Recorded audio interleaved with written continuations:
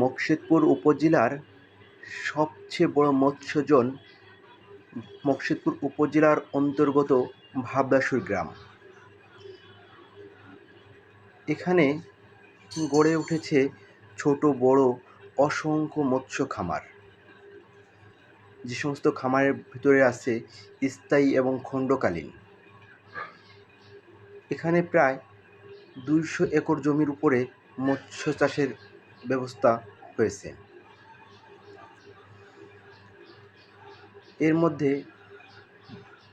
রেণু থেকে পোনা উৎপাদন, পোনা থেকে বড় মাছ, সব ধরনের মাছই করা হয়। আরও সম্প্রসারণ হওয়ার কারণ হচ্ছে মকসুদপুরের রিসাতলা মৎস্য আড়ত, মাছ বিক্রির একটা সহজ পয়েন্ট তৈরি হয়েছে।